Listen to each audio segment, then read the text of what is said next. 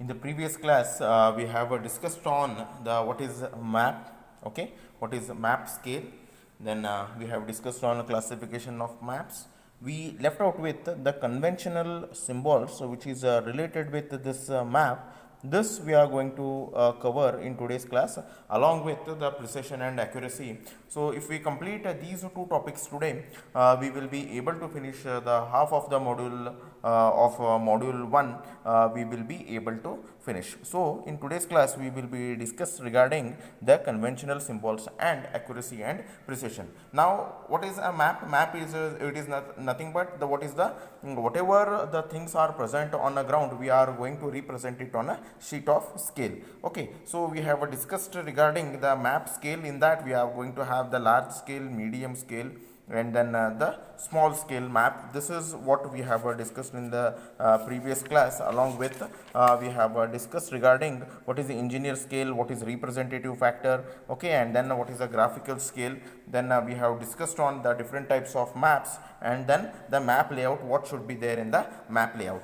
Now we will be discussing regarding the conventional symbol that we are going to use particularly in the maps. Okay, as these maps are having the smaller scale, that means the whatever the object that we are going to see, it will look very small in map. Okay, so in order to identify the different kinds of object which are present on a very say a small scale map, we need to know, we suppose if there is any of the natural things are present, if any of the building is there, then a rail road network, if it is anything is there, that we need to recognize it on a map. For those recognition of those particular elements on the map, we will be using certain symbol, such as these symbols represent the presence of the canal, the presence of a river or a stream, the presence of roads, the presence of a temple, right, or the presence of any of the forest, then international border, then state border. Okay, and if it is going to have any kind of pillars, surveyed or unlocated village. Okay, so all these things we will be all these symbols we will be utilizing on a particular map in order to recognize wherever which element or say which object is there on a small scale map, as these maps are very small scale, and in a particular position what kind of an object or what kind of an say facilities we are going to have. In order to recognize all these, we on a small scale map or on a map, we use these particular conventional symbols in order to recognize certain of the elements. So these conventional symbols are able to helpful to us in order to recognize where what element or say where what is there in what particular location. Suppose if we are going to have the temple, roads, right, or say any of the ridges, that we can easily recognize on a particular map. So this is how these particular conventional symbols are going to help. So let us start one by one of these having the conventional symbols. Okay, so the first element that is having the roads or a metalled road. If you see say a large, if you see a map, you can, if the two lines are there, then it is going to represent either say a road, right, with having the dotted road, okay, with having the dotted ones, or this one. These symbols will represent the presence of the roads. Okay, then next is the first one is a road. Here again the second thing here is the road, and then the road with the bridge, the two brackets, whatever you are going to use, it represents the bridge. Okay, then third one is stream with the track in bed, which is either this stream. I think this particular symbols you have particularly seen in your maps, it represents that it is going to have the stream. And the third one here, it represents the canal. Okay, it shows it is having a canal. Then all these particular symbols will be used for the dams. Okay, this zigzag element will be used for the dams. Then it is the rivers. It is going to represent the river dry with the water channel, okay, islands with having some of the islands and with having some of the rocks. This represents the presence of river. Then it is going to represent the reeds, okay. Then this particular symbol, if you are going to have the round symbols, okay, round symbols, then it represents the wells, okay. Here it represents the springs. Then this particular symbol will represents the embankment road or rail. Then here all these symbols represents, it is going to have the railway, either a broad gauge, okay, a single gauge, okay, or it is under construction, it represents. Then here it represents the railway gauges, that is a double gauge and a single with a distance stone and the under construction. So it represents, if you are going to have one line and again the cross lines for that, it represents the rails. Then here it represents the cliff, okay, cliff or contour. This particular symbol I was speaking regarding, whenever they are going to have the hills or the valleys, you are going to have, you will use the contour line. So it represents the contour line. Then towns and villages will be represented by these symbol towns. Then villages with having some of the forts will be represented like this. Then temple, if a temple is there, church is there, mosque is there, right? On a large map, I think you have already seen, if the maps are there, you have seen these particular convention symbols. It represents the presence of certain your church, temple, church, mosque, idgah, tomb, or etc. You are going to see. Then the lighthouse, if the lighthouse is there at particular location, you will be utilizing these symbols. Then if vegetation is there, you will be using these particular symbols. Then international boundary, if it is there, then you will be using, I think if you have seen the maps, then you have seen such kind of an say lines. Then district, okay, then boundary pillars. Then you are going to see the state. If states are there, then you will be using these particular lines in order to recognize the state boundary, okay. Then these are the boundaries, pillars, okay, you will be utilizing these. Then your benchmark, you will be BM, it is here, it is written benchmark BM 63.3, so it is nothing but the benchmark, okay. Then the post office will be recognized as a PO, and telegraph office, it is recognized as a TO. So and then your all these PS is nothing but your police station. So these particular symbols, right, we call them as a conventional symbols. It will be helpful in order to recognize on a map, okay. On a map is nothing but it is going to show an large area with having a small scale. On those small scale, if you get these symbols, it represents that at that particular place those particular objects are there. So this is how your conventional signs and symbols are going to help you, okay. Then we will discuss regarding the next part is the precision and the accuracy.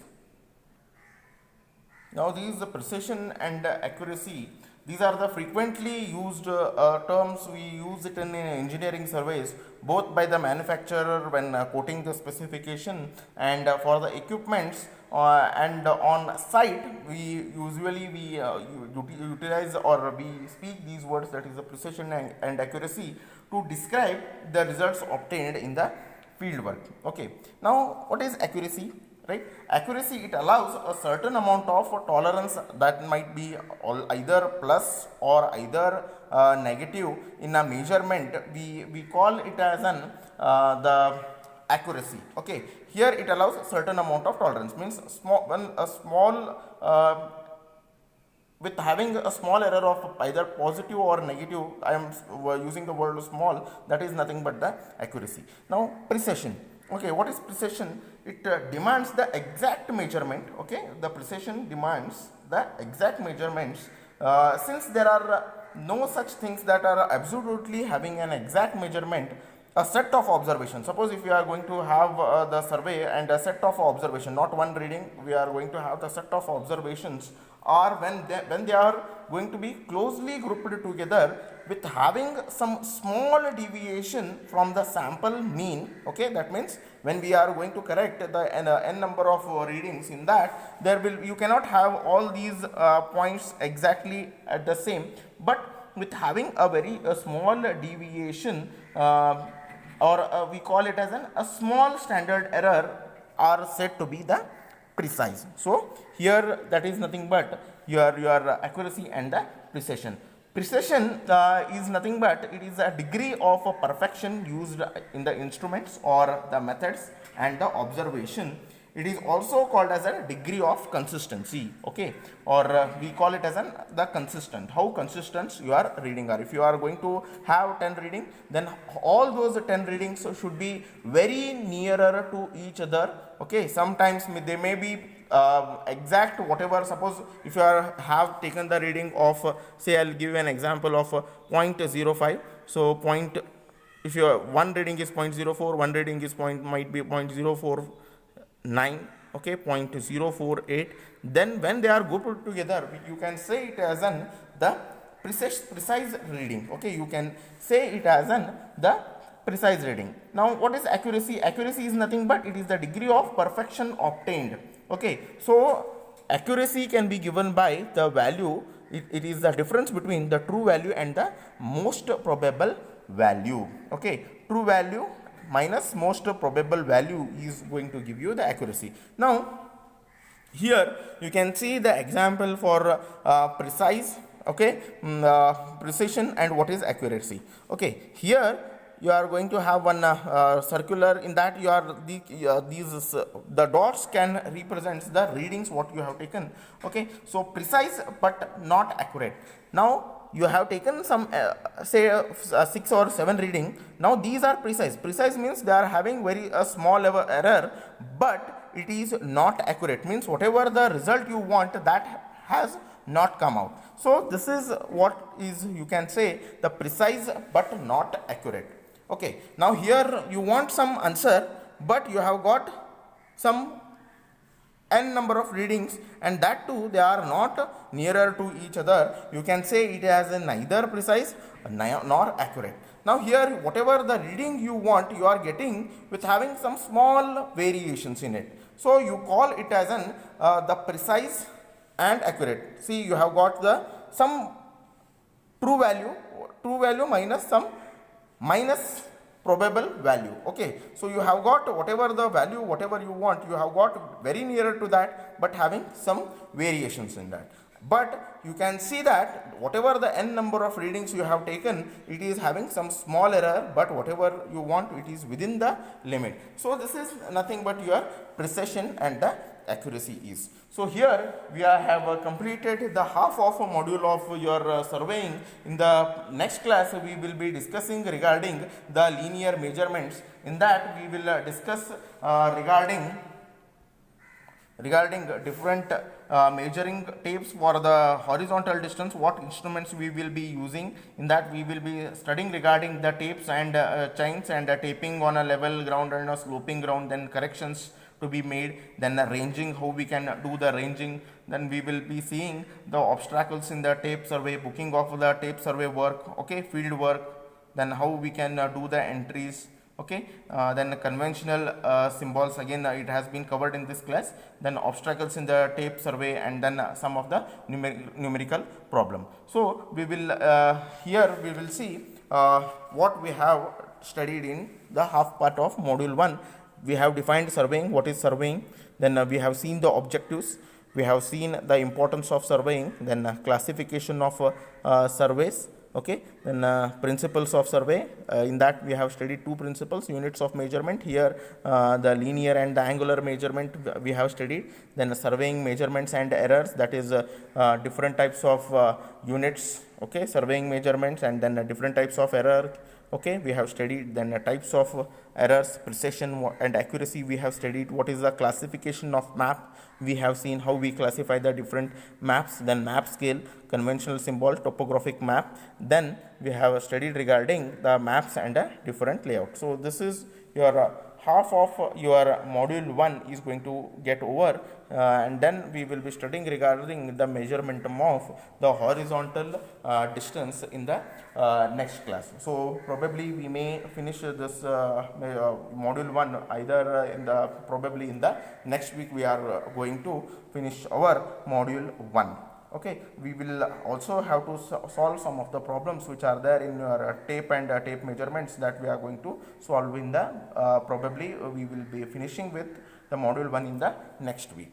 Okay, so I hope you have understood the concepts of module 1, half of the module 1. I think hope you have understood. Okay, so we will continue your measurement of horizontal distance in the next class. Thank you.